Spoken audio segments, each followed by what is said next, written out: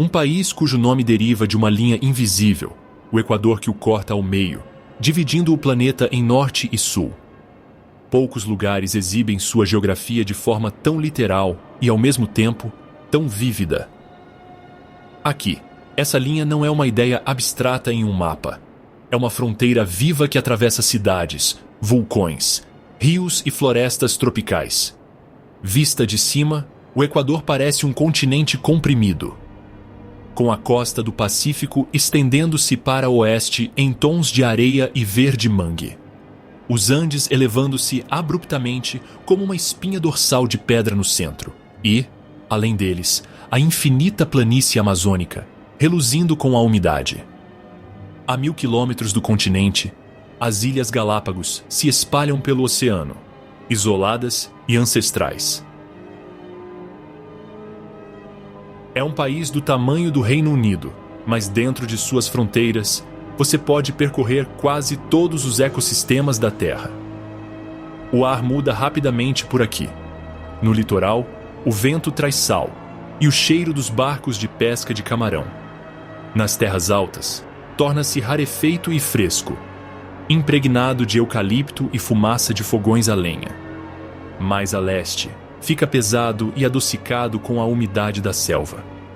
Em um único dia, você pode deixar o mar, atravessar geleiras e terminar rodeado pelo coachar de rãs tropicais durante a noite. Poucos lugares permitem uma jornada como essa sem sair da mesma latitude. A geografia do Equador é moldada pela colisão de placas oceânicas e continentais que forçam a elevação dos Andes, esculpindo vales e vulcões que dominam a paisagem. Essas montanhas retêm nuvens, alimentando centenas de rios que descem em direção à bacia amazônica. O resultado é uma extraordinária diversidade. Mais espécies de aves do que em toda a América do Norte, e ecossistemas que se transformam a cada poucos quilômetros. Os habitantes locais costumam chamá-lo de El País de los Quatro Mundos. O país dos quatro mundos.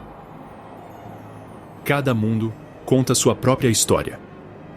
A costa, ou La Costa, é quente, fértil e rítmica, onde bananas da terra, cacau e frutos do mar definem a vida.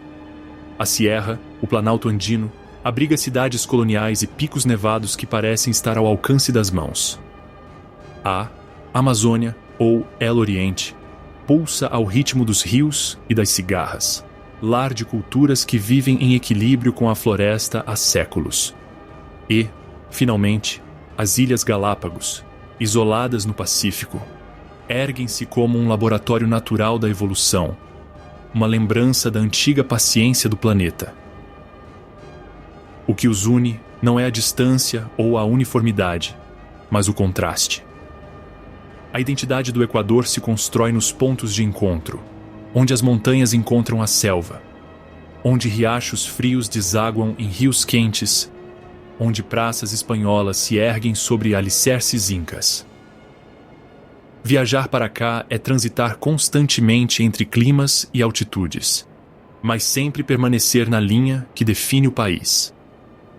Essa faixa invisível de latitude, 0 grau, atravessa silenciosamente vales e campos, um lembrete de que esta terra se encontra no centro do planeta e, de alguma forma, contém tudo.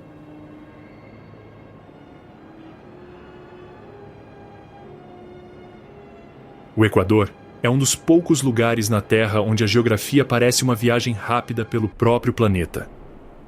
Em poucas horas, um viajante pode descer de um vulcão congelado a uma praia tropical, ou trocar o silêncio úmido da floresta tropical pelo ar fresco dos altos Andes. Não é uma figura de linguagem, é uma realidade diária. Comece ao nível do mar, na costa do Pacífico, onde o calor da manhã sobe rapidamente e os pescadores recolhem suas redes carregadas de camarões e corvinas. A umidade gruda na pele. Palmeiras balançam sobre estradas arenosas e a vida segue o ritmo da maré. Ao meio-dia, depois de algumas centenas de quilômetros a leste, a estrada começa a subir. O ar fica mais rarefeito, as nuvens se aproximam e a temperatura cai a cada curva. Em apenas 3 ou 4 horas, você já estará acima dos 3.000 metros, cruzando vales emoldurados por vulcões cujos picos carregam neve o ano todo.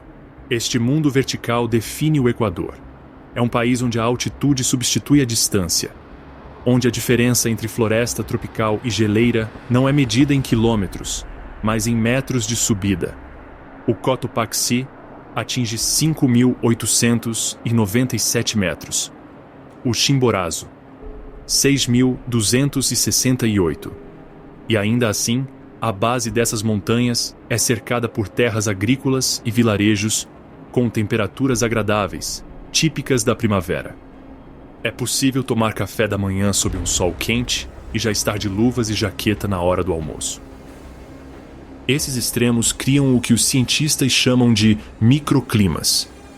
Mas, para os moradores locais, é apenas o cotidiano.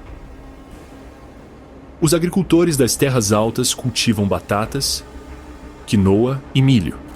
2 horas abaixo, bananas e cacau prosperam em vales subtropicais. Ainda mais abaixo, a floresta tropical está repleta de mandioca, mamão e café. As estações do ano aqui não são marcadas pelo inverno e pelo verão, mas pela altitude e pela pluviosidade. O tamanho do país torna essa variedade ainda mais surpreendente. De norte a sul, o Equador se estende por apenas 450 quilômetros, uma distância que você poderia percorrer de carro em menos de um dia. E, no entanto, dentro dele, você encontrará florestas nubladas, tundra alpina, manguezais e recifes de coral. É como se alguém tivesse comprimido um continente em uma única pequena nação. Essa diversidade compacta molda a forma como as pessoas vivem e viajam. Os mercados nos Andes vendem frutas da Amazônia ao lado de frutos do mar do litoral. Na mesma refeição, você pode saborear ingredientes de 3 ecossistemas diferentes. É também isso que faz do Equador um sonho para exploradores. Cada direção leva a um mundo completamente diferente, e nenhum deles é distante. À tarde, você poderia estar acima das nuvens nas encostas do Chimborazo, o ponto mais próximo do Sol na Terra, devido à protuberância equatorial. Ao cair da noite, você poderia estar ouvindo o quebrar das ondas em Montanita ou o coachar dos sapos perto do rio Napo. A 2.850 metros acima do nível do mar, Quito parece suspensa entre o céu e a rocha. A cidade se estende ao longo de um estreito vale andino, comprimida entre as encostas do vulcão Pichincha e cristas que brilham douradas sob o sol do final da tarde. O ar aqui é mais rarefeito, fresco, puro e limpo. Daquele tipo que faz cada passo parecer mais leve e lento, até que você se acostume com a altitude. Fundada pelos espanhóis no século XVI sobre um assentamento inca, Quito é uma das capitais coloniais mais bem preservadas da América Latina e a primeira cidade a ser declarada Patrimônio Mundial da Unesco, em 1978. Seu centro histórico é um labirinto de ruas de paralelepípedos e edifícios caiados de branco com telhados de telha vermelha. O traçado ainda segue o padrão quadriculado estabelecido pelos conquistadores, mas o tempo sobrepôs fundações incas, fachadas barrocas e praças republicanas em um conjunto harmonioso. Na Plaza Grande, o coração político e histórico da cidade, a vida se desenrola em um ritmo constante. Vendedores ambulantes oferecem sucos de frutas e jornais, enquanto os moradores descansam em bancos à sombra de palmeiras. Ao redor da praça, erguem-se a catedral, o palácio presidencial e arcadas onde guitarras e rádios de rua se misturam ao toque dos sinos da igreja. A poucos passos dali, a igreja de La Companhia de Jesus reluz com quase 1 tonelada de folhas de ouro cobrindo suas paredes, uma obra-prima barroca construída por artesãos indígenas. cujos detalhes rivalizam com os de qualquer catedral na Europa. Cada esquina da cidade velha parece revelar uma nova história. O Mosteiro de São Francisco, onde frades franciscanos ainda caminham por vastos pátios repletos de beija-flores. A Plaza Santo Domingo, onde o aroma de milho assado se espalha a partir das barraquinhas de comida, e vielas estreitas ladeadas por varandas de madeira carregadas de gerânios. Para os visitantes, parte do encanto de Quito reside na sua verticalidade. As ruas sobem íngremes, oferecendo vislumbres de cúpulas e colinas a cada curva. Da Basílica del Voto Nacional, com suas torres neogóticas adornadas com iguanas e condores de pedra, toda a cidade se desdobra abaixo, uma mistura de telhados coloniais e modernas torres de vidro que se estendem para o norte. Ao cair da noite, moradores e turistas se reúnem em El Panecillo, uma colina coroada pela estátua da Virgem Alada, que observa a cidade. De lá, Quito brilha como um fio de luz costurado no vale. A temperatura cai rapidamente, o ar fica cortante e quase se pode ouvir o zumbido da altitude. Tênue, silencioso, mas repleto de energia. A apenas 20 quilômetros ao norte de Quito, encontra-se a razão pela qual o Equador leva seu nome: La Mitad del Mundo, o meio do mundo. A estrada deixa para trás os densos telhados da cidade e sobe por vales áridos pontilhados de agaves, passando por pequenas vilas onde as montanhas parecem se aproximar a cada curva. Quando o monumento finalmente surge, é inconfundível. Um alto globo de pedra equilibrado sobre um pedestal quadrado, a linha que divide o planeta. Os visitantes ficam com um pé em cada hemisfério, tirando a foto que todo viajante deseja. Marcadores de bronze no chão traçam a linha invisível do Equador, e bandeiras de toda a América Latina tremulam ao vento. Construído na década de 1970, o local celebra a missão geodésica francesa, que veio para cá no século XVIII para medir a curvatura da Terra. Foi essa expedição que confirmou que o planeta tem uma leve protuberância no Equador, tornando o Equador o país mais próximo do Sol. Mas a algumas centenas de metros dali, o Museu Intiñán oferece uma experiência diferente e uma dose de realidade. A tecnologia GPS revelou posteriormente que o monumento está um pouco fora da verdadeira linha do Equador. Em Intiñán, os guias mostram onde passa o verdadeiro zero absoluto e conduzem pequenas demonstrações. Equilibrar um ovo em um prego, observar a água escorrer em linha reta ou girar no mesmo lugar atravessando hemisférios. Alguns desses experimentos equatoriais pendem mais para a diversão do que para a ciência. O efeito Coriolis, por exemplo, não muda de direção em uma escala tão pequena, mas capturam a curiosidade que este lugar inspira. Além dos artifícios, o que importa é a sensação de estar no centro do planeta. O sol está a pino ao meio-dia, as sombras diminuem sob os pés, e a luz tem uma qualidade vertical e nítida que faz as cores se destacarem com clareza. Céu azul, telhados vermelhos, colinas douradas. Artesãos locais vendem globos terrestres em miniatura e chocolate feito com cacau das terras altas, enquanto os guias falam com orgulho sobre o lugar do Equador na geografia e na história mundial. Ao final da tarde, vale a pena retornar em direção a Quito e subir até El Panecillo, a pequena colina coroada pela Virgem Alada, de onde se avista a capital. De lá, a cidade se estende por quilômetros entre as dobras dos Andes. E, em dias claros, o cone nevado do Cotopaxi se ergue ao longe. O vento é frio, trazendo o aroma de eucalipto e comida de rua das terras baixas. Ao pôr do sol, o monumento no meio do mundo brilha fracamente no horizonte. Uma pequena marca no mapa de um vasto planeta, Ali parado, você percebe que o Equador não é apenas uma linha 2 horas ao norte de Quito.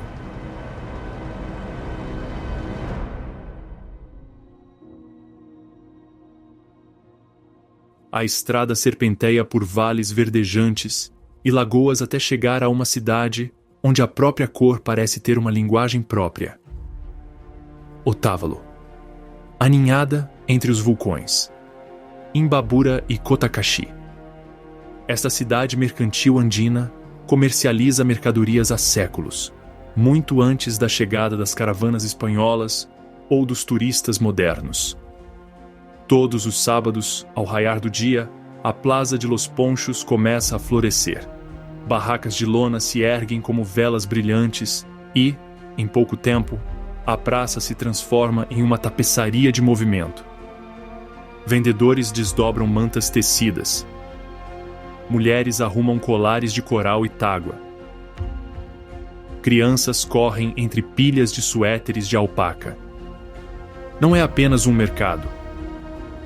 É um museu vivo da cultura de Otávalo, uma das comunidades indígenas mais antigas e resilientes do Equador. Os habitantes de Otavalo são conhecidos em toda a região dos Andes por seu talento artístico e independência. Vestidos tradicionalmente, homens com calças brancas e ponchos azuis, mulheres com blusas bordadas e colares de contas de ouro, eles mantêm sua identidade forte mesmo viajando pelo mundo para vender seus artesanatos. Algumas famílias enviam seus tecidos até Tóquio e Nova York. Mas, nos dias de feira, ainda é possível encontrá-los sentados em esteiras trançadas, fiando lã e dando nós à mão. Os têxteis são a alma de Otávalo. Cada poncho, cachecol e tapeçaria conta uma história. Condores entrelaçados em céus geométricos, vulcões estilizados em tons de vermelho e laranja. Bordas em zigue-zague simbolizando rios e caminhos. O ritmo da tecelagem é constante e paciente, ecoando pelos pátios. Ao redor da praça, o ar se adensa com o aroma de milho assado, banana da terra e ornado. Um prato de carne de porco cozida lentamente que brilha ao sol. Vendedores ambulantes servem xixa de jora, uma bebida fermentada de milho, enquanto flautas de pan e guitarras tocam melodias andinas familiares. A música oscila com a conversa da multidão, misturando-se a algo atemporal e, ao mesmo tempo, completamente vibrante. Se você se aventurar para além do mercado, ruas estreitas levam a oficinas, onde famílias tingem fios com pigmentos naturais. Cochonilha para o vermelho, índigo para o azul e eucalipto para o verde. Os corantes mancham suas mãos, mas não seu orgulho. Elas falam sobre a arte como herança, sobre ensinar seus filhos a continuar tecendo para que os padrões nunca desbotem. À tarde, as cores começam a se desfocar sob o sol, e o mercado lentamente se aquieta.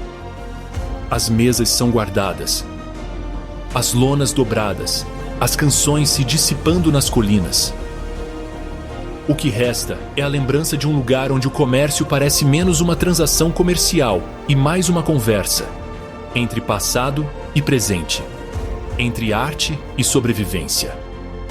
O mercado de Otávalo não é apenas o lugar onde o Equador se vende para o mundo. É onde o mundo vem para conhecer o pulsar do Equador, no brilho dos fios tecidos, no som de uma flauta e no calor de um sorriso trocado ao redor de um lenço tecido à mão. A oeste de Otávalo, a estrada sobe por entre campos verdejantes e bosques de eucaliptos, em direção a um dos marcos naturais mais impressionantes do Equador, a Laguna Cuicocha, o Lago dos Deuses.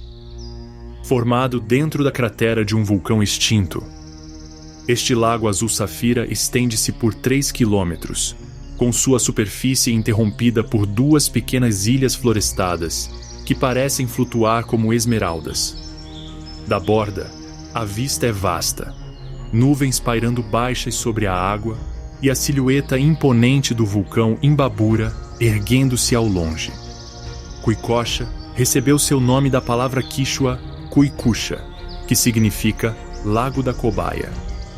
Reza a lenda que as ilhas centrais lembram o formato do animal, que para as culturas andinas simbolizava fertilidade e vida. Na realidade, o lago nasceu de uma erupção há cerca de 3.000 anos, um lembrete de que este sereno espelho já ferveu em chamas.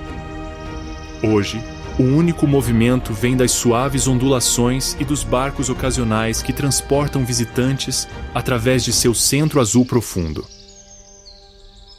A trilha Kuikosha Rim Trail circunda a gigante cratera, uma caminhada de 14 quilômetros que leva cerca de 5 horas. Ao longo do caminho, o ar tem cheiro de pinheiros e solo vulcânico. O vento traz rajadas repentinas de frio e, a cada curva, o panorama muda. Num instante, o lago cintilante lá embaixo. No seguinte, os picos nevados distantes de Cayambe ou Cotacachi, reluzindo à luz do sol, orquídeas selvagens e beija-flores aparecem onde a floresta se adensa. E, em clareiras, você pode encontrar agricultores locais cuidando de pequenas plantações de milho nas encostas íngremes. Existem também trilhas e mirantes mais curtos, perfeitos para quem vem apenas para contemplar a paisagem. Do mirante principal, perto do centro de visitantes, toda a cratera se estende como um mapa vivo. A cor do lago muda com o céu, um azul índigo profundo pela manhã, cinza aço ao meio-dia e prateado ao pôr do sol. Nos fins de semana, guias locais compartilham histórias de como antigos sacerdotes vinham aqui para oferecer rituais aos espíritos da terra e da água. Abaixo da cratera fica Cotacachi, uma cidade tranquila conhecida por suas oficinas de couro. O cheiro de couro curtido se mistura ao som de martelos moldando cintos, botas e bolsas. A poucos quilômetros dali está San Antônio de Ibarra, um vilarejo onde artesãos esculpem cedro e balsa em santos, anjos e animais, um ofício transmitido por gerações.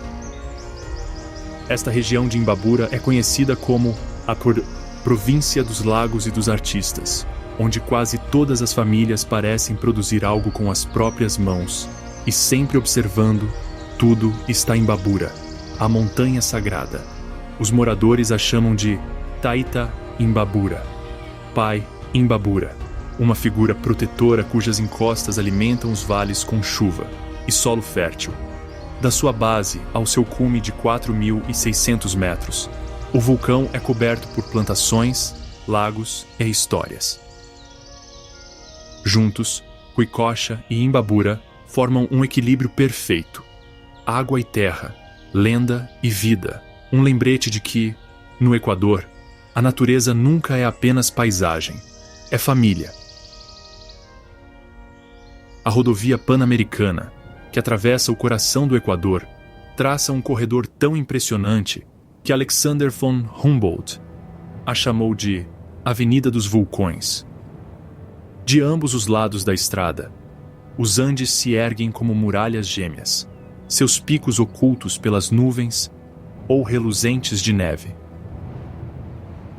Em poucas horas de viagem, você passa por mais vulcões do que em quase qualquer outra região da Terra. Um verdadeiro espetáculo vivo de fogo e gelo. O primeiro gigante que domina o horizonte é o Cotopaxi, um dos vulcões ativos mais altos do mundo, com 5.897 metros. Seu formato de cone perfeito, coroado de branco, tornou-se um símbolo do próprio Equador. Localizado no Parque Nacional Cotopaxi, a apenas 50 quilômetros ao sul de Quito, ele atrai caminhantes, ciclistas e alpinistas durante todo o ano. Mesmo aqueles que não tentam chegar ao cume podem dirigir até o refúgio José Rivas, a 4.800 metros, onde o ar é rarefeito e a paisagem parece lunar, um deserto de cinzas e silêncio quebrado apenas pelo som do vento e de avalanches distantes. Quando as nuvens se dissipam, A geleira do Cotopaxi brilha à luz do sol como vidro.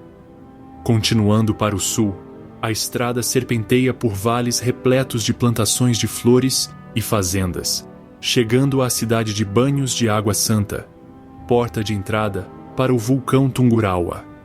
Com 5.023 metros, o Tungurahua é um dos picos mais ativos do Equador.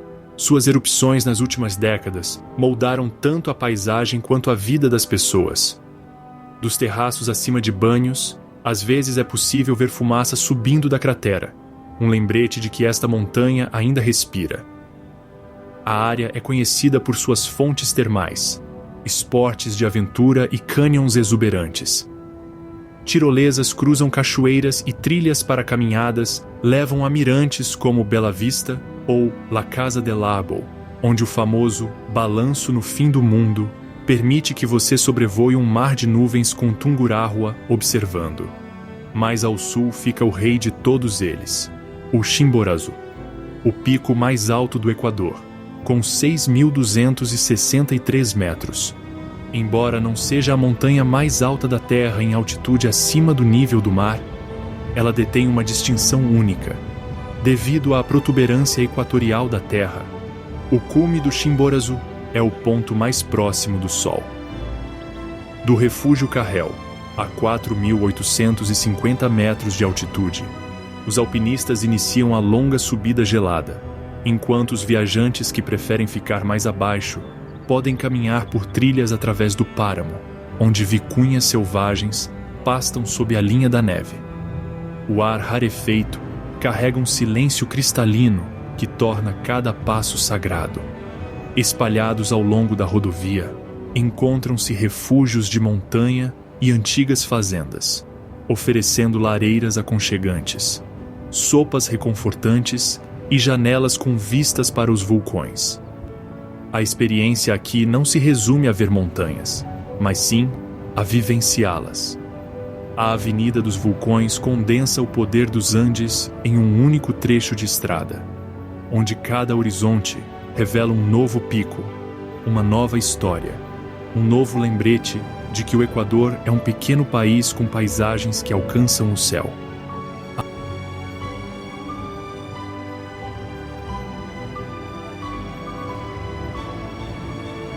A apenas 1h30 ao sul de Quito, o ar começa a parecer diferente, mais rarefeito, mais cortante, carregando o frio da altitude. Um arco de pedra marca a entrada do Parque Nacional Cotopaxi. E, além dele, a estrada sobe através de um páramo ondulado, onde as gramíneas douradas se curvam ao vento e cavalos selvagens correm livres. Cada curva se abre para um horizonte mais amplo, até que finalmente, lá está, Cotopaxi. Imponente a 5.897 metros, seu cone de neve perfeito elevando-se acima de um mar de nuvens. O parque se estende por quase 34.000 hectares, um mosaico de planícies, cristas vulcânicas e pântanos andinos. Aqui, o oxigênio diminui, mas a vida se adapta de maneiras notáveis. Rebanhos de lhamas e cavalos selvagens pastam perto da Lagoa Limpiopungo, seus reflexos cintilando na água gelada. Raposas andinas se movem silenciosamente pela vegetação rasteira, enquanto acima, caracaras e condores traçam círculos lentos no céu. A luz muda rapidamente. Num momento dourada, no seguinte envolta em névoa, dando a Cotopaxi uma personalidade que parece viva. Para os visitantes, existem várias rotas pelo parque. A maioria das excursões começa no posto de controle Mariscal Sucre, onde os guias explicam o terreno e as precauções em relação à altitude. De lá, a estrada de cascalho leva a Limpiopungo, um circuito de caminhada fácil com vistas panorâmicas, tanto do Cotopaxi quanto do vulcão Ruminhahui. As margens do lago são pontilhadas de Chuquiraguá, a flor laranja dos Andes, muito apreciada pelos beija-flores. Em manhãs claras, este é um dos melhores lugares para fotografar o Cotopaxi refletido na água calma. Mais adiante, a estrada torna-se mais íngreme e rochosa, à medida que sobe em direção ao refúgio José Rivas, a 4.864 metros. O último trecho deve ser feito a pé. Uma subida de 40 minutos por areia vulcânica que se move sob as botas. O vento é frio e carrega o leve cheiro de enxofre. Ao chegar ao refúgio, você pode parar para tomar um chá quente e se aclimatar, sentindo o pulsar da altitude no peito. Dali, alpinistas experientes iniciam sua ascensão noturna em direção ao cume, amarrados por cordas sob a luz das estrelas, para alcançar a geleira ao amanhecer. Mas você não precisa chegar ao cume do Cotopaxi para sentir sua grandiosidade. Ao redor do parque, comunidades locais como Mulaló e San Agustín de Calo oferecem um vislumbre da vida aos pés do vulcão. Antigas fazendas recebem os viajantes com pátios de pedra, mantas de alpaca e histórias transmitidas por gerações. Os guias locais falam não apenas sobre as trilhas, mas também sobre o espírito do vulcão, sobre como os povos antigos acreditavam que o Cotopaxi era um protetor sagrado, uma ponte entre os humanos e os deuses. Ao final da tarde, as nuvens começam a envolver o pico como fumaça, ocultando seu cume mais uma vez. Ao sair do parque, a última luz do dia cobre as planícies, tingindo a grama de âmbar. É difícil dizer se o silêncio que se segue vem da terra ou de você. A quietude que só tamanha imensidão pode proporcionar. Entre as terras altas geladas e a densa Amazônia, encontra-se uma cidade onde os Andes começam a respirar ar quente. Banhos de Água Santa, simplesmente conhecida como Banhos, situada a 1.820 metros de altitude, é onde as montanhas se tornam verdes, o ar se enche de névoa e cachoeiras despencam de cada penhasco. Esta é a capital da aventura do Equador. Um lugar que parece estar em constante movimento, meio cidade termal, meio centro de adrenalina, tudo isso cercado pela beleza vulcânica. A cidade fica aos pés do vulcão Tungurahua, cujo nome em Quechua significa Garganta de Fogo. Durante décadas, seus tremores e erupções moldaram a vida local, por vezes ameaçando, mas abençoando o vale com solo fértil. Da praça central, é possível ver as encostas escuras do vulcão elevando-se abruptamente por trás de telhados de telha vermelha, enquanto a Basílica da Virgem da Água Benta se ergue como um marco e um símbolo de proteção. Em seu interior, murais retratam moradores carregando estátuas da Virgem para acalmar a fúria de Tungurahua. Uma tradição que ainda define a fé local. Banhos recebeu seu nome das fontes termais que brotam das profundezas vulcânicas. Piscinas de água mineral fumegante, cada uma com diferentes temperaturas e cores, margeiam a cidade. Os moradores a visitam antes do amanhecer, quando o ar está fresco e o céu ainda escuro, absorvendo o calor que parece quase sagrado. Alguns acreditam que as águas curam o corpo e o espírito, um começo ou fim perfeito para qualquer jornada pelos Andes. Mas o que realmente atrai os viajantes é a combinação de natureza e aventura. Logo depois da cidade começa a Ruta de Las Cascadas, a Rota das Cachoeiras. Uma estrada estreita acompanha o rio Pastaza, enquanto ele corta o cânion em direção à bacia amazônica, ladeada por dezenas de cachoeiras. A mais famosa é o Pailón del Diablo, ou Caldeirão do Diabo, uma cachoeira estrondosa de 80 metros, escondida atrás de densas paredes de selva, pontes e escadarias de madeira. Levam você tão perto que a água espirrada molha seu rosto, e o barulho abafa todos os pensamentos. Para quem busca emoções fortes, Banhos não decepciona. A tirolesa sobre canyons, rafting nas corredeiras do rio Pastaza, bungee jumping e mountain bike por estradas esculpidas em penhascos. Mesmo em seus momentos mais selvagens, a paisagem continua roubando a cena. Cristas verdejantes se perdendo na névoa, o zumbido dos insetos na selva abaixo, o eco da água por toda parte. Acima da cidade, em uma crista de frente para o vulcão, fica La Casa del Árbol, a Casa da Árvore.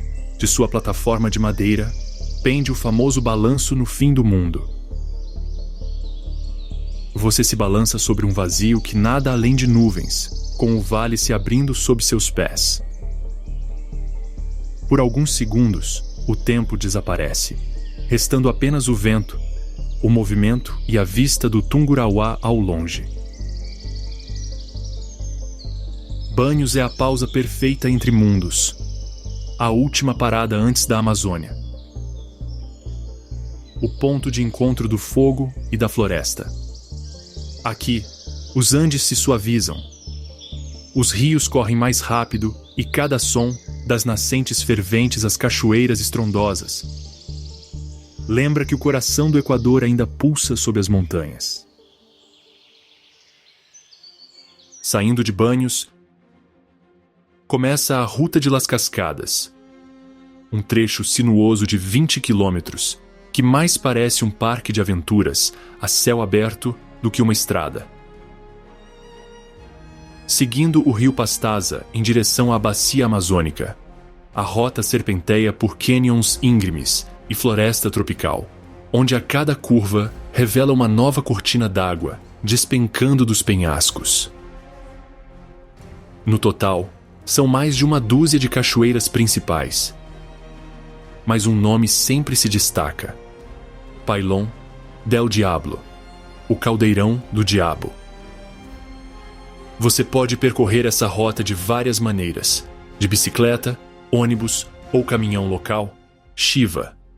Mas o ciclismo se tornou a opção preferida. Os ciclistas descem a montanha com o som da água corrente sempre por perto, parando em pontes suspensas e pequenos mirantes. Barracas ao longo da estrada vendem caldo de cana, milho assado e chocolate feito com cacau local. Não é apenas um passeio de carro, é um retrato em movimento dos Andes se transformando em selva.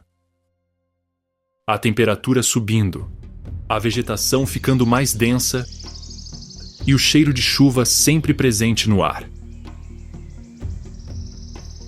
A primeira parada importante é a Cachoeira de Agoyã, uma queda d'água dupla perto da usina hidrelétrica, que fornece energia para grande parte da região. De lá, a estrada passa por uma série de cascatas menores, como o Manto de la Novia, ou Véu da Noiva, assim chamado por sua delicada névoa branca. Um curto passeio de teleférico, conhecido localmente como Tarabita, leva você através do cânion, com o rio rugindo centenas de metros abaixo. A viagem dura menos de 1 minuto, mas dá-lhe a sensação de voar através da névoa. Em seguida, vem o ponto alto, o Pailón del Diablo. Para chegar lá, você sai do veículo e caminha por uma trilha de pedras que serpenteia por entre a vegetação densa. O rugido aumenta a cada passo até chegar aos mirantes construídos na rocha. A cachoeira despenca mais de 80 metros, caindo em um desfiladeiro estreito com tanta violência que o ar se transforma em vapor. O som é ensurdecedor, daquele tipo que preenche o peito. É possível chegar lá por 2 lados. Uma trilha leva a uma ponte com vista frontal completa, enquanto outra permite rastejar por trás da própria cascata, através de túneis escorregadios onde a névoa cega e o riso se mistura ao estrondo. Ao estar ali, é fácil entender por que os moradores locais a batizaram em homenagem ao diabo, não por medo, mas por admiração. A força parece quase sobrenatural. a pura força da água esculpindo a rocha ao longo dos séculos. Em dias ensolarados, arco-íris aparecem na névoa. Em dias chuvosos, as cataratas dobram de volume, engolindo o próprio eco. Depois de Pailón del Diablo, a estrada continua para leste em direção a Puyo, porta de entrada para a Amazônia. Mas a maioria dos viajantes retorna a Banhos, molhados, eufóricos e sorrindo. A Ruta de Las Cascadas é uma daquelas raras rotas onde a jornada é o destino. Um lugar onde você não apenas observa essa natureza, você a ouve, a sente e carrega seu ritmo muito depois de ter se seco.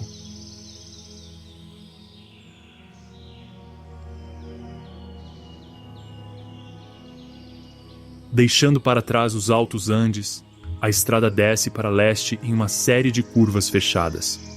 O ar aquece, o aroma de pinheiros se dissipa, e de repente você se vê cercado por um verde denso, trepadeiras, samambaias gigantes e palmeiras tão espessas que chegam a bloquear o sol. É nesse momento que o Equador se transforma completamente. Em poucas horas, você desce de quase 3.000 metros para menos de 500. A paisagem se abre para essa bacia amazônica, e todos os sentidos se transformam com ela. A jornada de Banhos até a floresta tropical passa por cidades como Tena e Coca, duas das principais portas de entrada para a Amazônia equatoriana. Ao longo do caminho, a temperatura sobe acima de 25 graus Celsius, o ar fica pesado de umidade e a chuva vem e vai sem aviso. A paisagem se suaviza. Não há mais cristas rochosas ou picos nevados.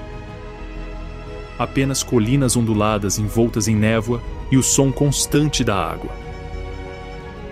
Os rios se alargam aqui, unindo-se a afluentes que eventualmente alimentam o poderoso rio Amazonas. A estrada para Tena acompanha o rio Napo, vital para as comunidades que vivem em suas margens. Começam a surgir casas de madeira sobre palafitas, bananeiras e flores vibrantes, hibiscos, helicônias e orquídeas que se agarram aos galhos. Pássaros cruzam a estrada em borrões de cor. Borboletas azuis, papagaios e saíras. Nas pequenas cidades, as barracas de frutas transbordam de mamões, cacau e goiabas. É um mundo que parece mais tranquilo, mas mais vivo. Tudo cresce, tudo se move. O ritmo cultural também muda. Nas terras altas, a vida segue o ritmo do frio. Aqui, segue o ritmo do rio.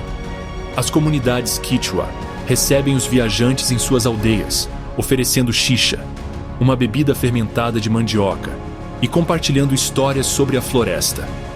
O povo daqui ainda caça e pesca de forma tradicional, embora muitos agora combinem essas atividades com o ecoturismo e o artesanato. É comum encontrar guias que sabem o nome de cada pássaro pelo seu canto, de cada planta pelo seu uso, seja para fins medicinais, alimentares ou rituais. Tena, conhecida como a capital da canela por suas árvores perfumadas, costuma ser a primeira parada para os visitantes que se aventuram mais adentro da selva. De lá, é possível participar de passeios de canoa que serpenteiam por canais estreitos, ou se hospedar em pousadas ecológicas cercadas pelos sons da floresta, sapos, cigarras e o som distante da chuva. Algumas horas mais a leste fica Coca, ponto de partida para expedições mais longas ao Parque Nacional Yasuni, uma das áreas com maior biodiversidade do planeta. Em pé às margens do rio Napo, o contraste com os Andes parece quase insuportável. A apenas algumas centenas de quilômetros, você respirava o ar rarefeito sob geleiras.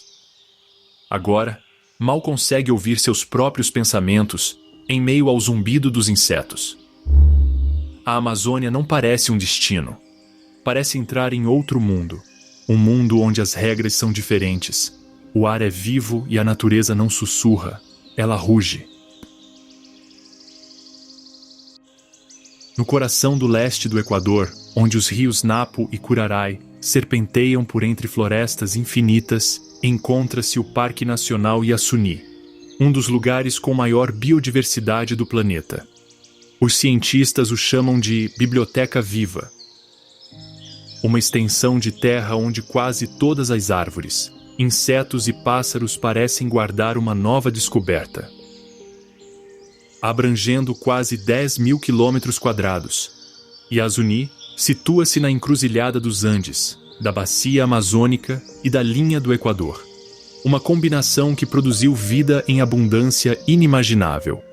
Aqui, um único hectare de floresta pode abrigar mais espécies de árvores do que todos os Estados Unidos e Canadá juntos. Mais de 600 espécies de aves foram registradas, juntamente com 200 mamíferos, 120 répteis e milhares de insetos ainda sem nome.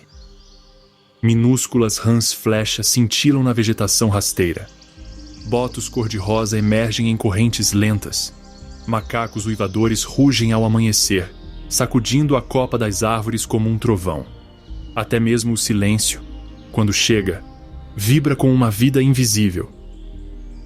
A maioria dos viajantes chega a Yasuni pelo rio, partindo de Coca e viajando por horas em canoas motorizadas ao longo do rio. Napo, quanto mais se avança, mais densa se torna a floresta, com árvores que chegam a 40 metros de altura, emaranhadas em cipós grossos como cordas. Muitas pousadas ficam no interior da reserva, construídas sobre palafitas ao lado de lagoas de água escura ou escondidas sob gigantescas ceibas. De lá, caminhadas guiadas exploram trilhas que revelam as incríveis camadas da floresta, desde cogumelos que brilham no escuro, até bromélias que brotam no alto da copa das árvores. Para uma verdadeira vista panorâmica, as torres de observação e as pontes suspensas são inesquecíveis.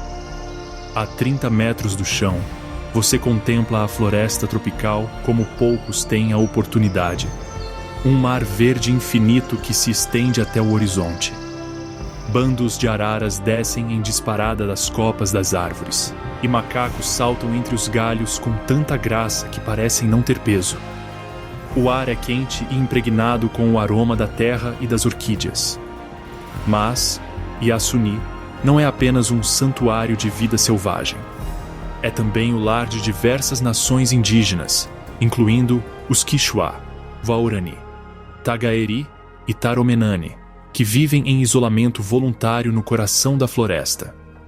Seu conhecimento sobre plantas e animais é profundo, transmitido de geração em geração como mapas orais de sobrevivência e respeito. Para eles, cada árvore tem uma utilidade, cada rio um nome, cada som um significado. Hoje, Yasuni está no centro dos debates globais sobre conservação. Sob seu solo, jazem ricas reservas de petróleo. E, há anos, o Equador luta com o equilíbrio entre proteger a floresta e atender às necessidades econômicas. Apesar dos desafios, esforços liderados pela comunidade e pela comunidade científica continuam a protegê-la, criando programas de ecoturismo, estações de pesquisa e zonas protegidas onde a extração é proibida. Visitar Yasuni é sentir ao mesmo tempo admiração e responsabilidade. Lembra-nos que a Amazônia não é uma região selvagem abstrata, mas sim um organismo vivo e pulsante, que guarda a memória do próprio planeta. Cada gota de chuva, cada canto de pássaro, cada farfalhar nas folhas, faz parte de uma história que começou muito antes de nós, e depende de nós, para continuar. Para além dos rios e das florestas tropicais, o verdadeiro coração da Amazônia equatoriana reside em seu povo. Comunidades que vivem ali há séculos, moldando e sendo moldadas pela própria floresta. Entre elas, os Quechua e os Waorani se destacam como guardiões da sabedoria ancestral, cujas tradições oferecem um vislumbre de um mundo profundamente enraizado no equilíbrio, no respeito e na interdependência com a natureza. As comunidades Quichua, encontradas ao longo dos rios Napo e Pastaza, vivem em casas de madeira abertas com telhados de palha, cercadas por plantações de mandioca, banana da terra e cacau.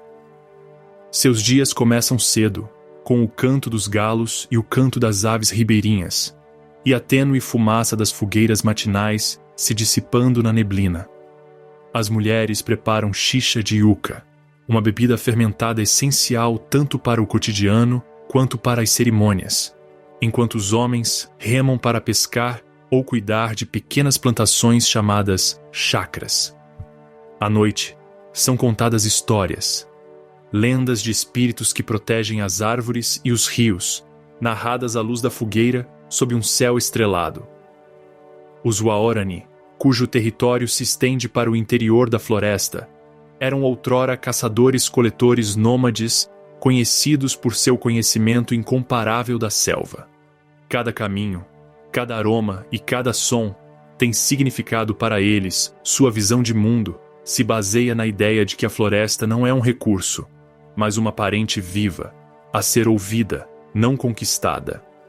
A caça é guiada por rituais, as plantas são colhidas com gratidão, e canções acompanham tanto o trabalho quanto o descanso.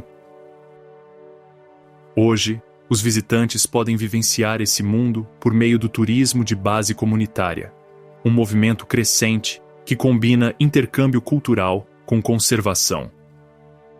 Em vez de grandes resorts, os viajantes se hospedam em pousadas ecológicas administradas localmente, muitas vezes construídas com materiais tradicionais e energia solar. A renda obtida financia a educação, saúde e proteção florestal, garantindo que o desenvolvimento não signifique destruição. Em um alojamento Quichua, você pode aprender a tecer cestos com fibras de palmeira chambira, pintar o rosto com sementes de urucum, ou participar de uma caminhada guiada pela floresta, onde cada planta tem uma função: medicinal, alimentar ou utilitária. No território Waorani, os guias demonstram como usar uma zarabatana, como encontrar insetos e frutos comestíveis, e como interpretar os sinais da floresta, os chamados dos macacos, as pegadas das antas, os padrões de formigas que marcam trilhas escondidas. A gastronomia na Amazônia é uma jornada em si. Do maito à salada de palmito e à doce fruta chonta, cada prato carrega o sabor da floresta. As refeições são compartilhadas em comunidade, refletindo uma filosofia mais profunda, a de que o bem-estar vem de dar, compartilhar e sustentar uns aos outros. No entanto, essas comunidades enfrentam desafios reais. O desmatamento, a extração de petróleo e as mudanças climáticas ameaçam tanto suas terras quanto seu modo de vida. Por meio do turismo sustentável e do ativismo local, muitos estão retomando o controle sobre seu futuro, combinando conhecimentos ancestrais com ferramentas modernas para proteger o que resta. Caminhar por essas aldeias é compreender que a maior força da Amazônia não é apenas sua biodiversidade, mas também sua diversidade cultural, um lembrete vivo de que a sustentabilidade começa com a escuta, o aprendizado e o respeito àqueles que sempre souberam viver com a floresta, e não contra ela.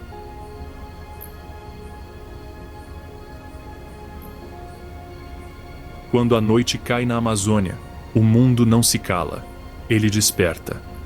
O ar se adensa, as estrelas brilham mais intensamente e a floresta vibra com uma vida tão densa que parece que a própria terra respira.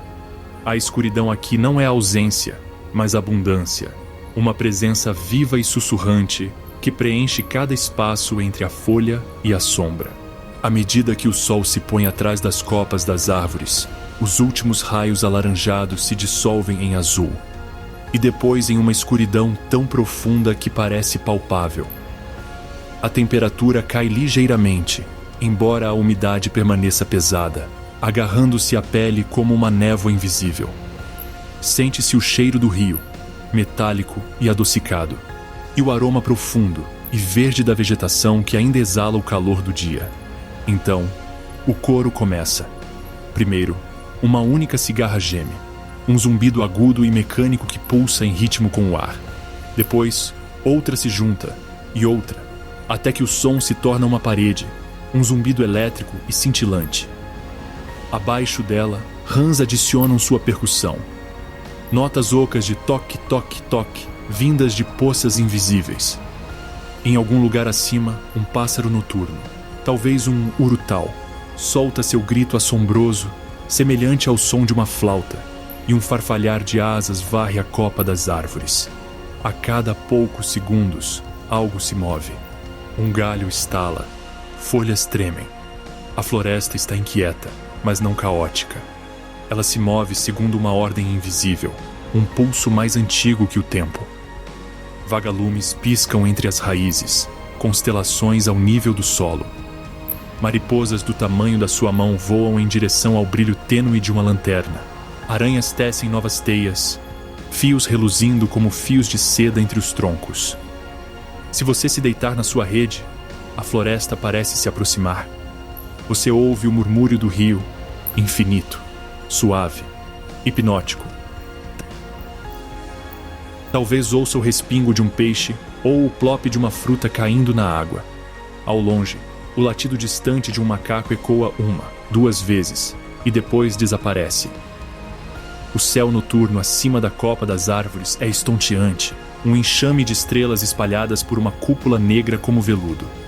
Com quase nenhuma poluição luminosa, a Via Láctea brilha como fumaça, e as constelações mudam conforme as nuvens se deslocam.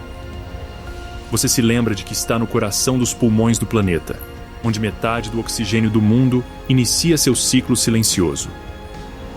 Existe um tipo de reflexão que só se encontra aqui, onde o ruído humano desaparece. Começamos a sentir o quão pequenos somos e o quão conectados. Cada chilreio, zumbido e ondulação torna-se um lembrete de que a vida não para quando dormimos. Ela prospera nas horas invisíveis, construindo-se, respirando, continuando. À meia-noite, a selva parece uma vasta orquestra. Inúmeras espécies se apresentando sem maestro ou plateia, em perfeita harmonia. Em algum lugar nessa paisagem sonora, você começa a perceber o padrão, não o caos, mas a harmonia. Quando o amanhecer finalmente chega, ele não silencia a noite, simplesmente se junta a ela. A floresta nunca dorme de verdade, apenas muda de turno. E conforme a luz se insinua novamente através da névoa, você percebe que na Amazônia, até o silêncio está vivo. Situada no alto dos Andes equatorianos, no sul do país, Cuenca repousa em um amplo vale montanhoso, onde 4 rios serpenteiam por ruas de paralelepípedos e telhados de telha vermelha, a 2.560 metros acima do nível do mar.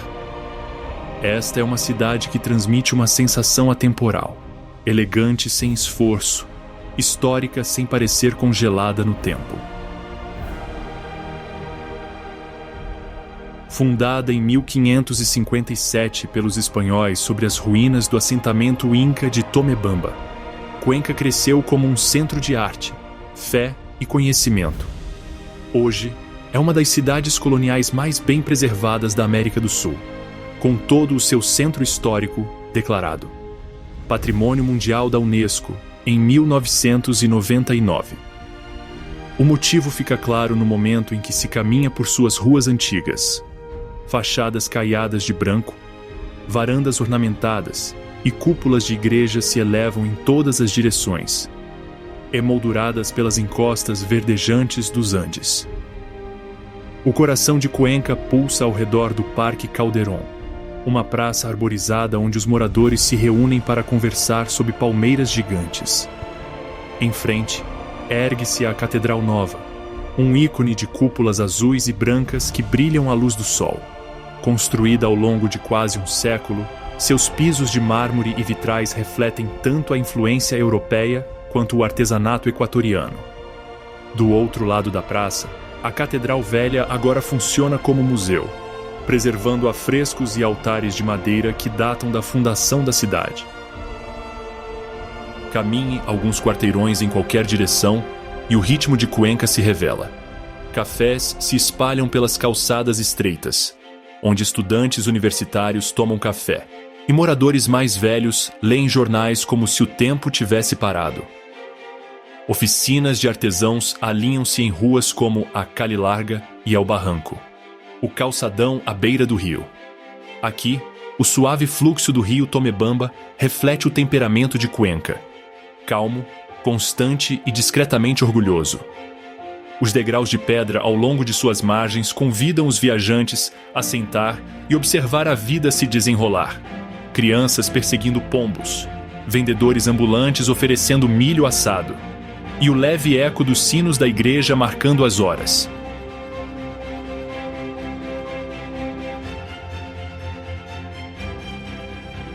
Para além da sua arquitetura, a alma de Cuenca reside nas suas tradições artesanais. Este é o berço do chamado Chapéu Panamá, um nome que nasceu da história, não da geografia. Os finos chapéus de palha toquila, trançados à mão, são produzidos em aldeias vizinhas como Sig-Sig e Montecristi, e Cuenca continua a ser o centro comercial da sua produção. Ao visitar uma oficina, observa-se o processo meticuloso: tecelagem, branqueamento, modelagem, uma arte transmitida de geração em geração. A cultura também flui com facilidade por aqui. O Museu Pumapungo oferece um vislumbre da herança Inca e Cañari, com escavações de antigos templos logo atrás de suas galerias modernas. Os festivais da cidade, de Corpus Christi ao Dia da Independência em novembro, enchem as ruas de fogos de artifício, doces e bandas de música, misturando religião, música e alegria da maneira mais equatoriana possível. Ao cair da noite, Cuenca se tinge de dourado. A luz incide sobre os telhados de terracota e as fachadas de edifícios centenários. Moradores passeiam ao longo do rio. Violões tocam suavemente em pátios escondidos. Esta cidade é acolhedora. Um equilíbrio entre tradição e conforto, entre patrimônio histórico e vida moderna. Cuenca não é um museu. É uma cidade viva onde a história ainda respira, onde cada pedra e cada canção nos lembram que a elegância pode ser discreta e a atemporal, natural. Em Cuenca, a arte não se limita às galerias. Ela vive nas mãos das pessoas. Por toda a cidade, atrás de portas de madeira e pátios repletos de gerânios, ouve-se o ritmo suave do artesanato, o raspar de um formão, o chiado de um forno, o zumbido de uma máquina de costura. Esses sons formam o coração silencioso de Cuenca, uma cidade onde a tradição ainda é praticada todos os dias. O mais famoso de seus artesanatos, sem dúvida, é o chapéu de palha toquila, conhecido mundialmente e erroneamente como Chapéu Panamá. O nome equivocado remonta ao início do século XX, quando esses chapéus equatorianos foram enviados para o Panamá e se popularizaram entre os trabalhadores do canal e dignitários visitantes, incluindo o presidente Theodore Roosevelt. Mas seu verdadeiro lar é aqui, nos vales andinos ao redor de Cuenca, onde o ar úmido e as mãos firmes dos artesãos moldam cada um com esmero. Numa pequena oficina, você pode encontrar Dona Maria, uma mestra tecelã da vizinha Sig-Sig. Ela começa ao amanhecer, separando as fibras pálidas da toquila e umedecendo-as para que permaneçam macias. Seus dedos se movem com precisão experiente, tecendo do centro para fora, um processo que pode levar de alguns dias a várias semanas, dependendo da delicadeza da trama. Na cidade, os artesãos finalizam esses chapéus, branqueando-os, prensando-os e moldando-os em moldes de madeira. O aroma do vapor preenche o ar enquanto as abas são passadas a ferro até ficarem lisas. Os visitantes podem acompanhar todo o processo em cooperativas, como a Homero Ortega, uma das oficinas mais antigas de Cuenca, onde cada chapéu ainda é finalizado à mão e etiquetado com o nome do seu artesão. Mas o artesanato de Cuenca vai além da palha. No bairro de Barranco, ateliês de cerâmica produzem peças inspiradas em antigos motivos. Cañari e Inca. O barro, coletado nas colinas próximas, é moldado em vasos e azulejos que contam histórias locais, com pássaros estilizados, montanhas e sóis pintados em tons terrosos de vermelho e preto. Os fornos de queima, ainda alimentados a lenha, conferem às peças seu característico brilho rústico. A joalheria também tem raízes profundas aqui. Os ourives e prateiros de San Roque continuam a utilizar técnicas introduzidas na época colonial, criando brincos de filigrana e delicados rosários. Em vielas estreitas, suas oficinas brilham à luz de lamparinas. Pequenas tochas crepitam enquanto soldam fios de prata em desenhos rendados. Muitas dessas famílias praticam o mesmo ofício há gerações. Para os viajantes, visitar esses artesãos é mais do que uma experiência de compras. É um vislumbre de como Cuenca preserva sua identidade por meio da criação. Cada peça reflete uma conexão com a terra e a linhagem, um diálogo entre passado e presente. Não são meras lembranças, são a continuação da memória. Ao partir, você poderá levar consigo um chapéu ou uma tigela de cerâmica.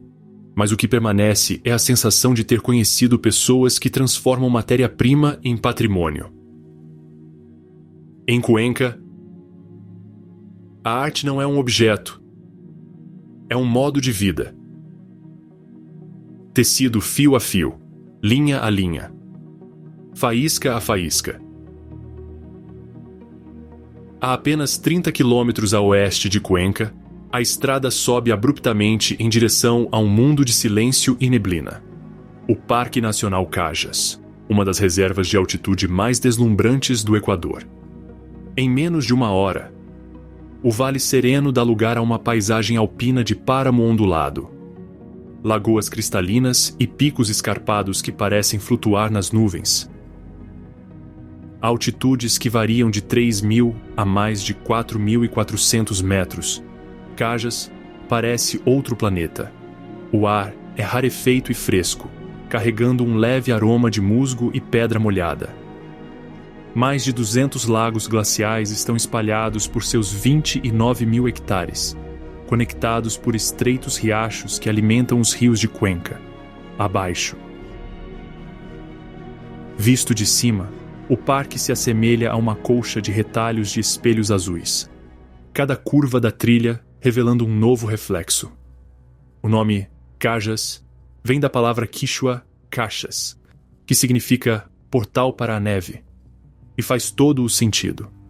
Séculos atrás, esta região servia como parte da rota Inca que ligava as terras altas ao litoral. Hoje, é um paraíso para caminhantes e observadores de pássaros, uma paisagem protegida onde a natureza domina todos os horizontes. Uma das rotas mais acessíveis começa na Laguna Toreadora, o centro de visitantes do parque. Passarelas de madeira guiam você por entre plantas em forma de almofada e arbustos de chuquiragua, a resistente flor dos Andes. Patos das terras planam silenciosamente sobre a superfície do lago, enquanto beija-flores gigantes voam entre os arbustos, suas asas reluzindo como vidro. Se tiver sorte, você poderá avistar um urso de óculos à distância ou ouvir o chamado do condor andino sobrevoando o local. O clima aqui muda a cada minuto. Uma manhã ensolarada pode se transformar em neblina em segundos. Arco-íris aparecem e desaparecem num piscar de olhos. A temperatura raramente sobe acima de 12 graus Celsius e o ar é saturado de umidade, um lembrete de que esta é a fábrica de água do sul do Equador. O ecossistema do páramo age como uma esponja, absorvendo a chuva e liberando-a lentamente para sustentar os rios que alimentam Cuenca e outras regiões. Fazer trilhas em Cajas é ao mesmo tempo tranquilo e desafiador. A altitude torna cada respiração perceptível, mas a recompensa é a solidão. Vastos vales varridos pelo vento, onde o silêncio parece palpável. Trilhas como a da Laguna. Llavilco oferecem caminhadas mais curtas por pântanos repletos de galeirões e flores silvestres, enquanto os caminhantes experientes podem se aventurar em direção a Três Cruzes, o ponto mais alto da antiga trilha Inca, de onde se avista o Pacífico em dias claros. Para os visitantes, o melhor é virem preparados. Roupas quentes em camadas, botas impermeáveis e respeito pelo clima imprevisível. Os guias locais podem compartilhar não apenas rotas seguras, mas também histórias sobre os espíritos das montanhas, os pastores que ainda atravessam as planícies e como os moradores locais leem as nuvens para saber quando a chuva está chegando. Ao contemplar a tranquilidade de uma lagoa, com seu reflexo ondulando ao sabor do vento, é fácil compreender por que Cajas transmite uma sensação de sacralidade. Aqui, os Andes revelam uma outra faceta, não ardente ou vulcânica, mas fria, pura e infinita. Após dias de ar rarefeito e silêncio nas montanhas, Guayaquil parece um outro mundo. A maior cidade do Equador recebe os visitantes com calor úmido, luz tropical e uma energia vibrante, um lugar onde os Andes finalmente encontram o Pacífico, conhecida como o principal porto do país. Guayaquil é o coração comercial pulsante do Equador e o ponto de convergência de grande parte de sua história, comércio e cultura moderna. A cidade se estende ao longo do amplo rio Guayas, um curso d'água que define seu caráter há séculos. Fundada no século XVI, Guayaquil cresceu como um centro de construção naval e exportação. Primeiro de cacau, depois de bananas e café. Hoje, é uma metrópole de arranha-céus de vidro, parques à beira-rio e avenidas movimentadas que parecem nunca parar. No entanto, por trás do horizonte moderno, esconde-se uma história de reinvenção. Guayaquil se transformou de um porto outrora caótico em uma cidade vibrante e acolhedora para visitantes, que orgulhosamente equilibra comércio e criatividade.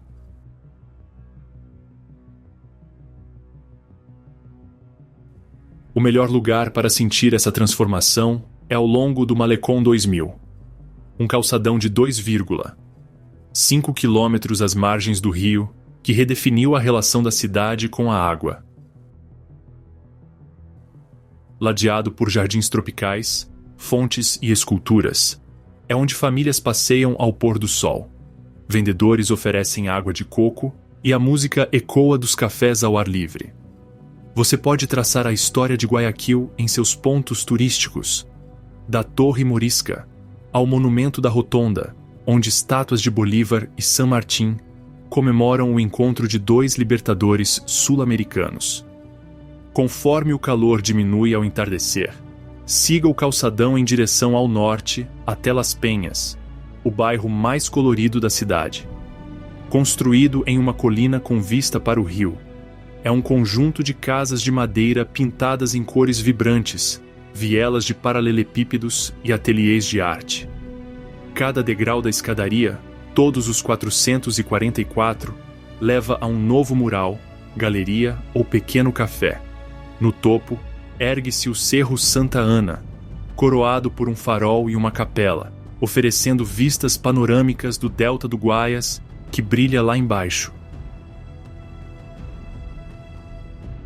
À noite, a colina se ilumina com luzes aconchegantes e o som da salsa e das risadas ecoa pelas janelas abertas.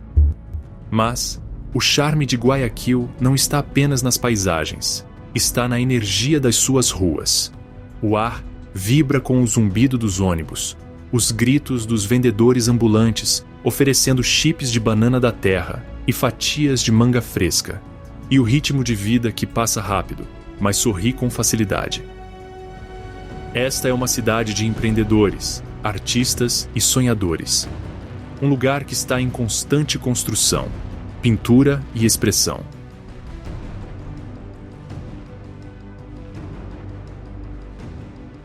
No Parque Seminário, mais conhecido como Parque das Iguanas, dezenas de iguanas verdes circulam livremente entre bancos e palmeiras, aproveitando o sol tropical enquanto trabalhadores de escritório almoçam por perto. É o símbolo perfeito de Guayaquil, selvagem e urbana ao mesmo tempo, onde a natureza e a vida na cidade coexistem sem fronteiras. Guayaquil pode não ter a tranquilidade colonial de Cuenca ou o drama da altitude de Quito, mas tem algo completamente diferente. Dinamismo. É o Equador em movimento, quente, dinâmico e aberto para o mar. De lá, partem navios para o Pacífico e viajantes seguem para o oeste, rumo a uma das maiores maravilhas do planeta, as Ilhas Galápagos. A primeira coisa que você nota ao chegar à costa do Equador não é apenas o calor, mas o cheiro da comida. Óleo de coco crepitando nas panelas, peixe grelhado fumegando nas barracas de praia, limões sendo cortados, seu aroma forte e fresco no ar. Ao longo da costa do Pacífico, de Manta a Guayaquil, e além, a comida é a segunda linguagem do país. Ousada, generosa e profundamente ligada ao mar. Aqui, cada prato revela algo sobre o espírito da região, engenhoso, acolhedor e orgulhoso de sua abundância tropical. Um dos pratos locais mais apreciados é o encebolado, uma sopa de peixe fumegante que muitos equatorianos chamam de cura para tudo. Feita com atum, mandioca, cebola roxa e suco de limão, é substanciosa e refrescante. Uma mistura de sal marinho e o toque cítrico, servida com pipoca ou banana da terra frita como acompanhamento. Os moradores a consomem no café da manhã, depois de longas noites, ou sob o sol do meio-dia, sempre acompanhada de uma bebida gelada e boa companhia.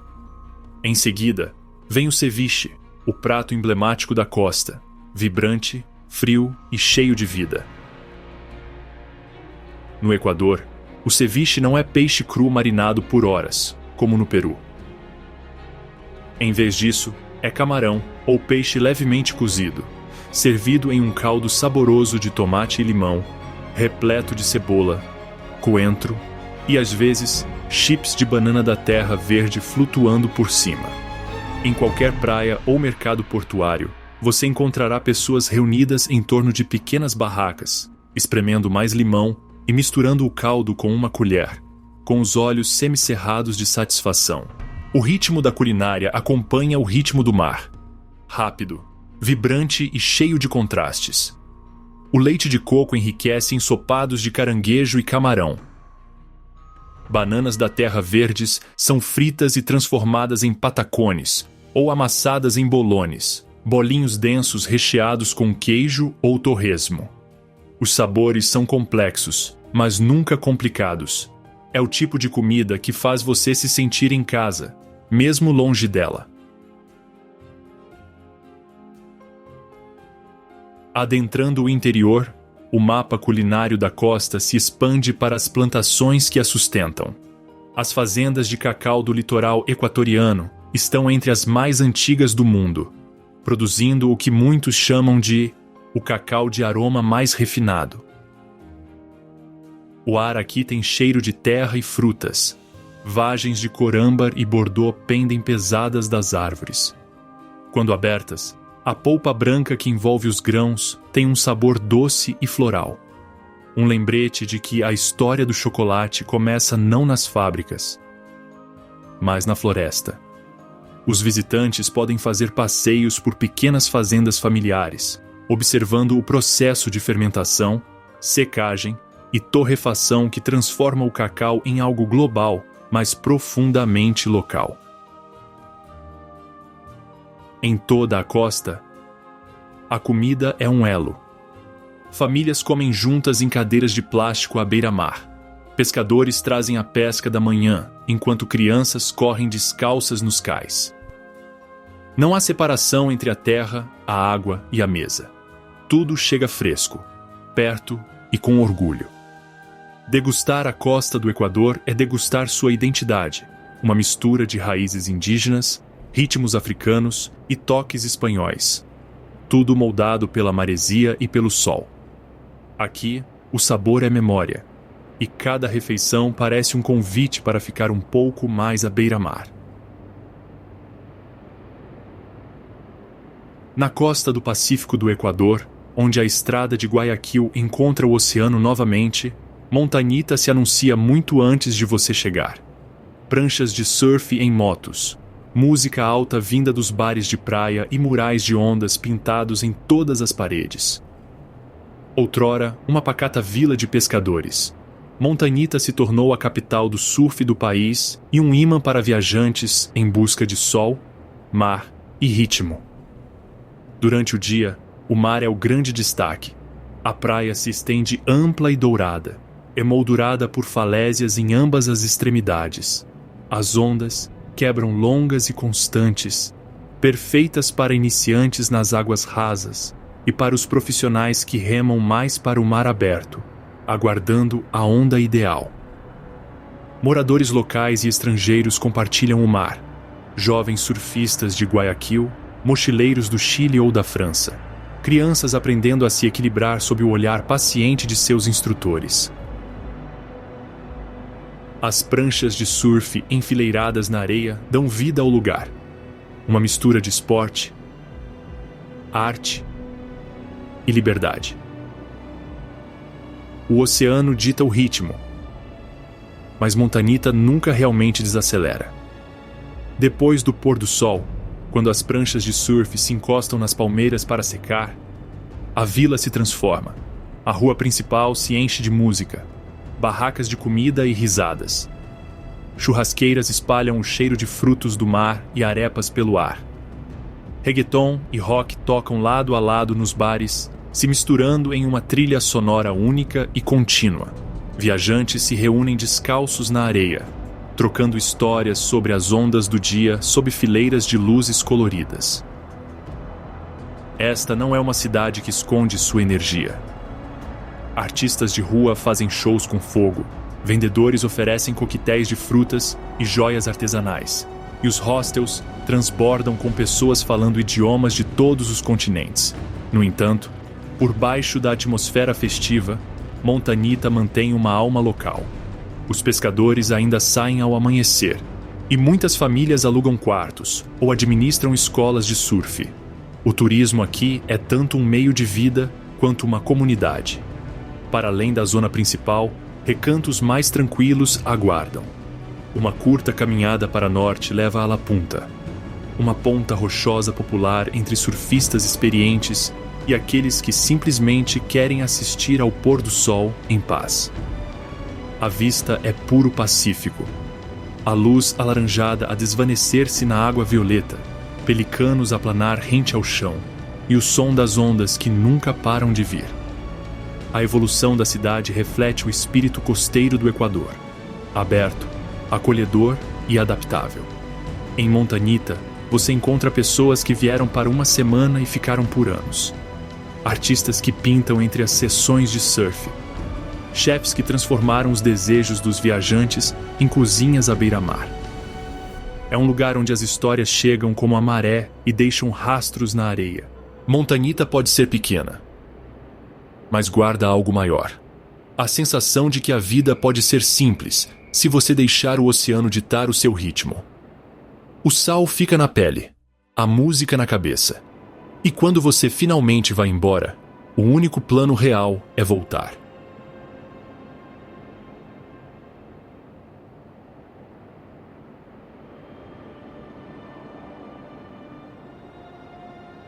A quase 1000 quilômetros da costa do Equador, espalhadas pelo Pacífico como joias escuras, encontram-se as Ilhas Galápagos, um lugar que parece mais imaginado do que descoberto. Seu isolamento as transformou em um laboratório vivo, onde a natureza dita suas próprias regras e a evolução se desenrola à vista de todos. O arquipélago é composto por 13 ilhas principais e mais de 100 ilhotas e rochedos, formados pela atividade vulcânica há milhões de anos. Aqui, a crosta terrestre repousa sobre um ponto quente instável, onde a rocha derretida é impulsionada para cima, formando novas ilhas, enquanto as mais antigas se deslocam lentamente para leste e erodem de volta para o mar. É possível caminhar sobre campos de lava congelada em um local e, a uma curta viagem de barco, encontrar praias de areia branca e fina, onde leões marinhos descansam ao sol. Cada ilha conta uma história geológica diferente. Isabela, a maior, moldada por 6 vulcões ainda ativos sob a superfície. Fernandina, a mais jovem e intocada, onde o solo ainda solta vapor após as erupções. E San Cristóbal. Santa Cruz e Floriana, as mais habitadas, onde a vida aprendeu a coexistir entre o selvagem e o humano. Quando Charles Darwin chegou aqui em 1835 a bordo do HMS Beagle, não foi a beleza que o impressionou, mas sim a diferença. Tentilhões com bicos de formatos variados, tartarugas com carapaças moldadas ao terreno da ilha, iguanas marinhas que nadavam como répteis de outra era. Esses pequenos detalhes acabariam por moldar sua teoria da evolução por seleção natural, mudando a forma como a humanidade compreende a própria vida. Caminhar por estas ilhas é refazer os passos dessa revelação, sentir como a curiosidade pode se transformar em admiração. A viagem até Galápagos começa com um voo, geralmente partindo de Quito ou Guayaquil, com pouso na ilha de Baltra ou em San Cristóbal. Os visitantes então adentram um mundo rigorosamente protegido pelo Parque Nacional e Reserva Marinha do Equador, uma das zonas de conservação mais estritas do planeta. Antes de pisar nas ilhas, os viajantes devem pagar uma taxa de entrada, passar por verificações de biossegurança, não levar sementes, frutas ou solo estrangeiro e participar de palestras sobre como visitar as ilhas de forma responsável. Apenas cerca de 3% da superfície das ilhas é habitada. O restante pertence inteiramente à natureza. As trilhas são sinalizadas. Guias são obrigatórios na maioria das áreas. E os barcos seguem rotas regulamentadas para evitar superlotação. Essas regras não são restrições. São o motivo pelo qual Galápagos continua sendo Galápagos. Cada pegada é cuidadosamente observada para que as tartarugas gigantes possam continuar cruzando o caminho dos visitantes daqui a um século. As ilhas continuam a evoluir, assim como os viajantes que as visitam. Para muitos, Galápagos não é apenas um destino. É um espelho que reflete o que o mundo já foi e o que ainda pode ser se aprendermos a ouvir o ritmo da Terra.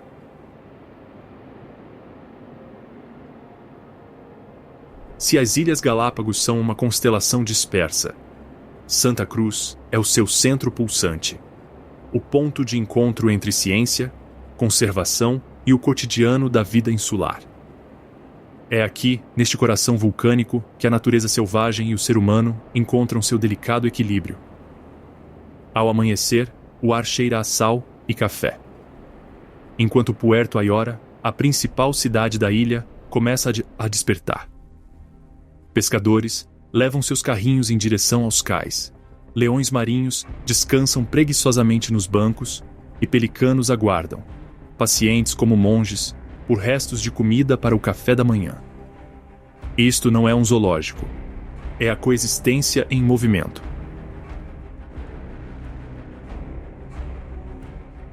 A poucos passos da cidade, encontra-se a estação de pesquisa Charles Darwin.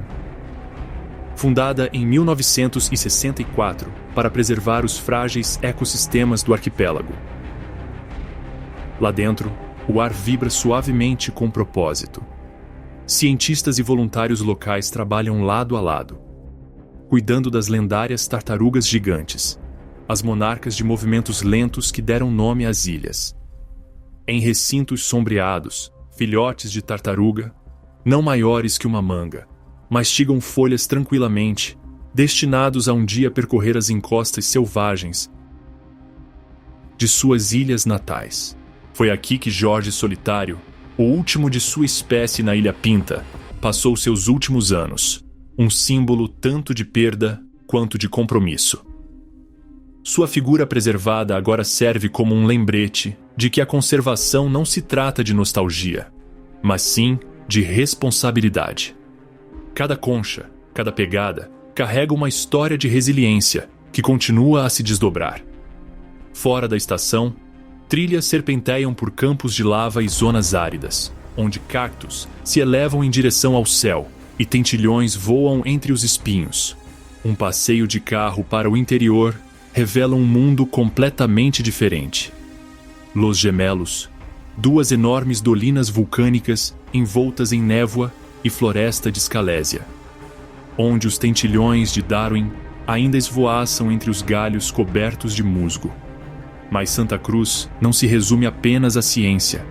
Também tem a ver com alma.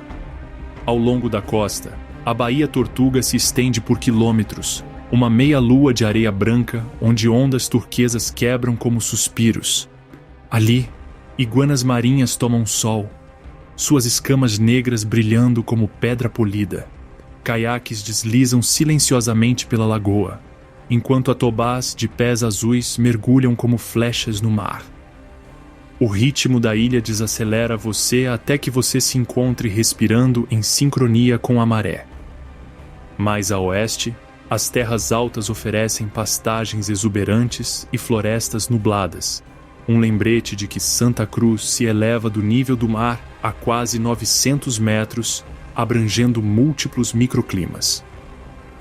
Os visitantes podem caminhar por túneis de lava grandes o suficiente para se ficar em pé dentro deles, explorar fazendas orgânicas ou observar tartarugas gigantes caminhando livremente pela vegetação, indiferentes aos cliques das câmeras que as seguem. Ao entardecer, o porto brilha em tons dourados, enquanto o sol se põe atrás dos barcos ancorados. Viajantes compartilham histórias enquanto saboreiam peixe grelhado e suco de maracujá. E em algum lugar ao longe, a silhueta de uma fragata se destaca contra a luz crepuscular.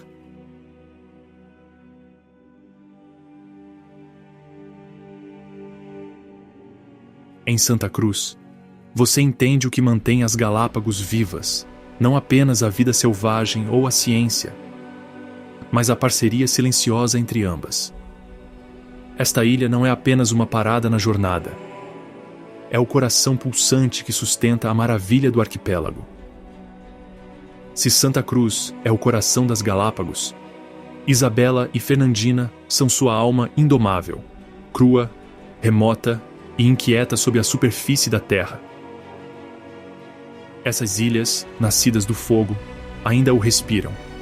Você pode senti-lo na lava enegrecida sob os pés, no sussurro das fumarolas e na maneira como a terra parece se lembrar de cada erupção.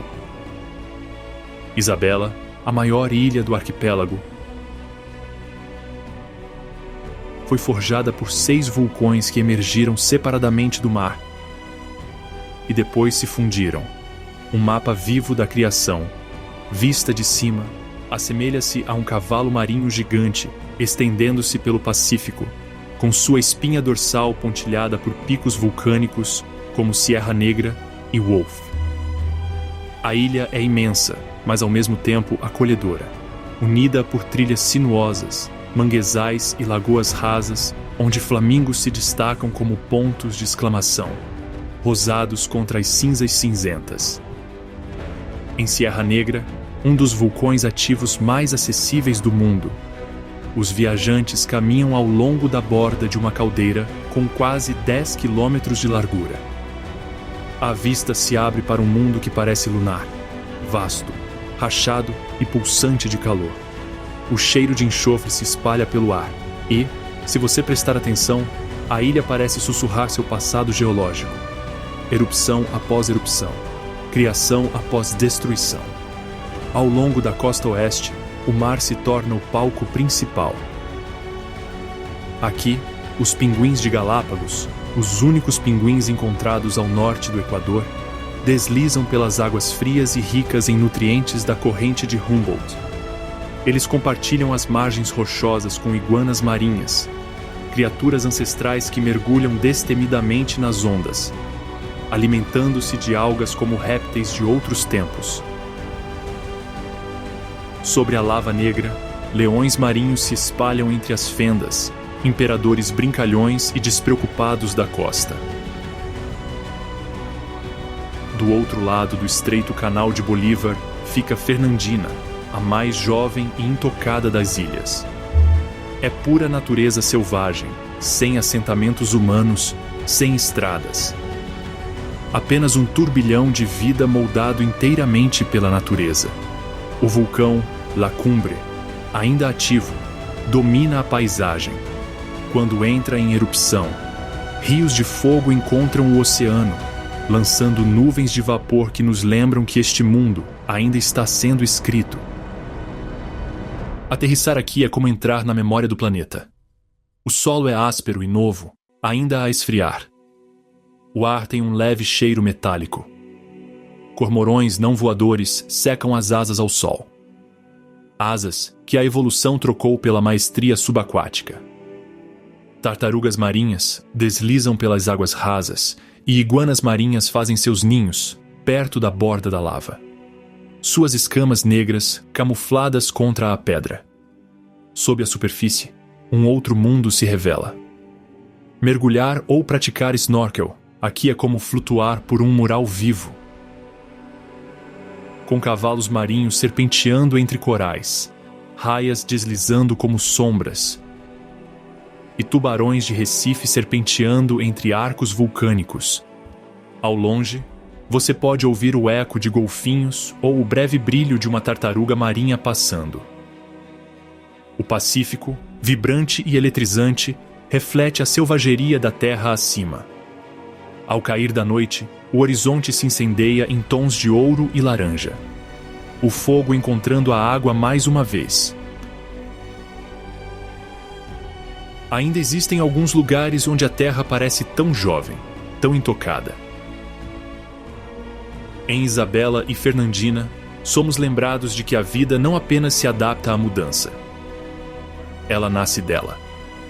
As Ilhas Galápagos são um museu vivo, mas que recebe visitantes todos os dias. Quase 300 mil viajantes chegam anualmente, atraídos pelo mesmo mistério que outrora cativou Darwin. O equilíbrio começa com limites. O turismo no arquipélago é cuidadosamente gerido pela direção do Parque Nacional de Galápagos e pela Fundação Charles Darwin, que monitorizam todos os guias licenciados, percursos e número de visitantes. Cerca de 97% do território das ilhas está protegido, sem hotéis, estradas ou presença humana permanente.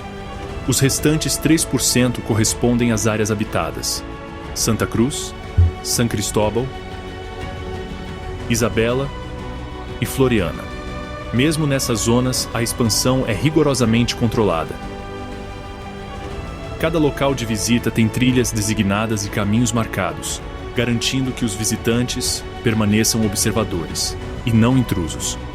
As regras são simples, mas rigorosas.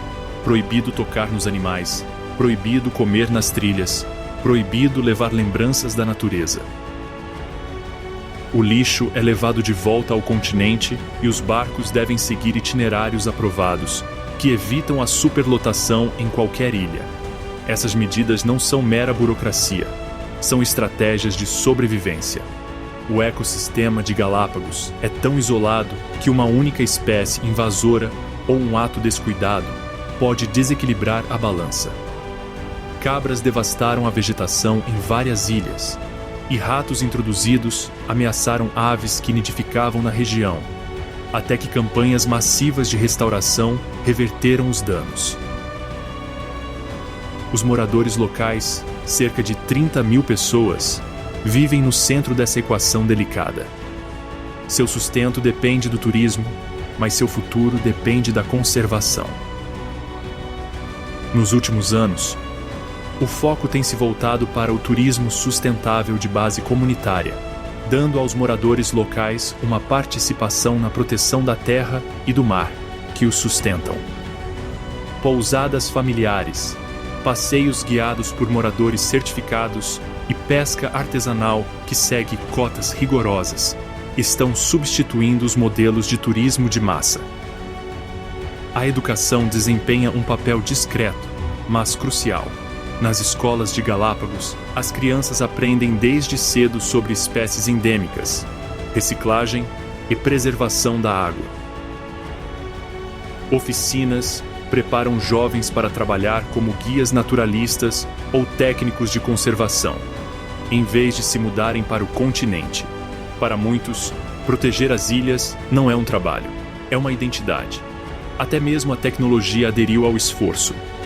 Painéis solares, usinas de dessalinização e veículos elétricos estão sendo testados nas ilhas principais para reduzir o uso de combustíveis fósseis. As Ilhas Galápagos estão se tornando um modelo de turismo de baixo impacto, mostrando como a sensibilidade ecológica e o desenvolvimento econômico podem coexistir, desde que ambos sejam concebidos para servir ao mesmo propósito. Mas o equilíbrio permanece frágil. As mudanças climáticas aquecem o mar, alterando as correntes que alimentam a vida marinha. O plástico continua chegando de costas distantes. As ilhas nos lembram que o isolamento não é mais proteção. Tudo está interligado. Ao cair da noite sobre os cais de Puerto Ayora, pescadores consertam suas redes ao lado de barcos turísticos que se preparam para zarpar. Pelicanos observam dos parapeitos, indiferentes às luzes. A cena parece comum, mas carrega essa essência de Galápagos. Humanos e natureza compartilhando o espaço. Com cuidado, deliberadamente, um dia de cada vez. No Equador, as distâncias são curtas, mas as jornadas são vastas. Em poucas centenas de quilômetros, a paisagem se transforma de praias do Pacífico a picos nevados, de florestas nubladas à bacia amazônica e finalmente, as ilhas vulcânicas, à deriva no Pacífico. Poucos lugares na Terra contêm tanta variedade em tão pouco espaço. É por isso que o Equador se autodenomina o país dos 4 mundos. Cada região parece um novo começo. Nos Andes, estradas serpenteiam entre vulcões que tocam o céu. Agricultores ainda guiam suas lhamas por campos de quinoa e milho, assim como faziam seus ancestrais. Mercados em cidades como Otávalo explodem em cores vibrantes, e o ar tem um leve aroma de milho assado e eucalipto. Descendo as encostas, a Amazônia aguarda, um labirinto vivo de rios e folhagens, onde a umidade envolve você como uma segunda pele. E cada som esconde uma criatura que você ainda não viu. A oeste, a costa do Pacífico se estende ampla e quente. Pescadores trazem a pesca da manhã enquanto surfistas buscam ondas sob o sol de Montanita. A orla de Guayaquil pulsa com vida. Prova de que a história do Equador não se resume à natureza, mas também à resiliência e à renovação. E ao longe, no mar, as Ilhas Galápagos se erguem como o reflexo selvagem do país. Um lembrete de como a evolução continua a se desdobrar, silenciosa e incessantemente. Mas para além das paisagens e latitudes, são as pessoas que unem esses mundos. nas aldeias das montanhas, nas comunidades da floresta tropical, nas cidades costeiras, todos carregam um sentimento de pertencimento à terra. Isso se ouve na mistura de palavras em Quichua, espanhol e shuar que preenchem as conversas. Na música que transita das flautas de bambu às marimbas, e no respeito sereno demonstrado às montanhas, aos rios e às florestas. Os equatorianos não apenas vivem na natureza, eles vivem com ela. Para os viajantes, é isso que torna o Equador inesquecível. Não é apenas o que se vê, mas a sensação de proximidade que tudo parece ter. Os rostos, as paisagens, o próprio céu. Num dia você está seguindo a linha do Equador. No outro, está remando pelo Amazonas ou no topo de um vulcão. Cada curva da estrada oferece um novo contraste, mais um motivo para parar e contemplar. E, no entanto, apesar de toda a sua diversidade, o Equador permanece unido por um ritmo, o ritmo do equilíbrio. Entre a altitude e o nível do mar, a tradição e a modernidade, a exploração e a preservação. É um país pequeno, sim, mas que espelha o planeta em miniatura, um mundo inteiro condensado num único horizonte. Ao pôr do sol sobre o Pacífico, e enquanto as silhuetas dos Andes se dissipam atrás das nuvens, você começa a compreender o que esta terra realmente oferece. Não apenas beleza, mas perspectiva.